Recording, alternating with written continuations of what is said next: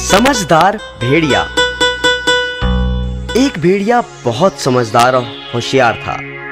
एक बार की बात है, जब वह जंगल में से गुजर रहा था तो अचानक उसे एक मरा हुआ हाथी दिखाई दिया। भेड़िए ने अपने पंजे से उसकी चमड़ी उधेड़ने की कोशिश करी, परंतु क्योंकि चमड़ी बहुत सख्त थी, इसे काटना या उधेड़ना उसकी शक्ति से बाहर की बात थी। अचानक एक बब्बर शेर वहां आ धमका। भेड़िया बोला, महाराज, मेरे मालिक, मैं तो बस आपके लिए ही इसकी रखवाली कर रहा था कि कब आप यहाँ आए और मैं आपको यह भेंट दे सकूं। कृपया आप इसे मेरी तरफ से स्वीकार करें। बब्बर शेर बोला, तुम्हारा धन्यवाद, परंतु तुम तो मेरा स्वभाव जानते ही हो कि मैं किसी दूसरे के द्वारा किए गए शिकार को स्वीकार नहीं करता। मैं अपनी खुशी से तुम्हारी ये भेंट तुम्हें सौंपता हूँ। और बब्बर शेर अपने रास्ते हो लिया। परंतु मुसीबत अभी खत्म कहाँ हुई थी। अब एक साधारण शेर वहां आ पहुंचा। वह झट से बोला, चाचा जी, आप यहाँ मौत के मुंह में कहाँ घूम रहे हैं? क्या मतलब?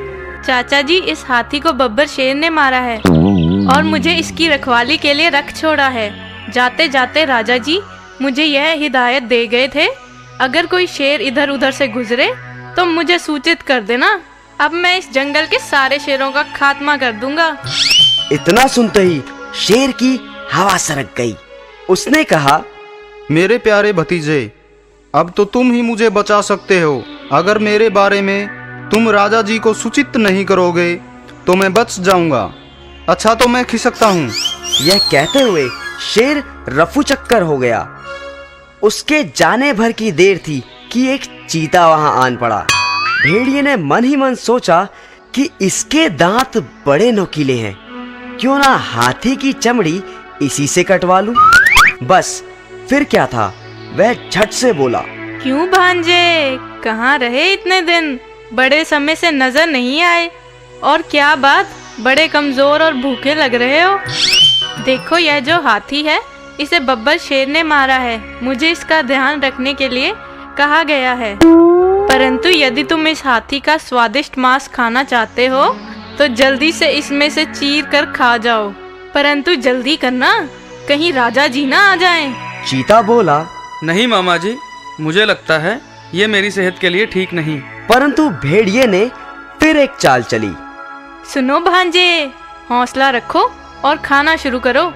जैसे ही बब्बर शेर मुझे दूर से दिखाई देगा, मैं तुम्हें उसके आने की खबर दे दूंगा। बस झट से भाग जाना। तो बस फिर क्या था, चीता भेड़िए के झांसे में आ गया और हाथी के पास पहुंचा।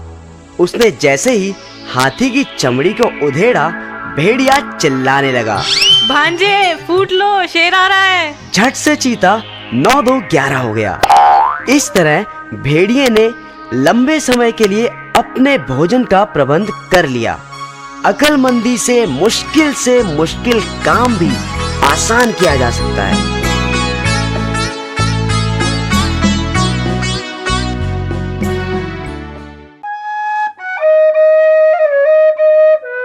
सांप और चूहा। Listen to the music and clap your hands. Roll your hands, roll your hands. They run, see how they run. They all run after the farmer's wife.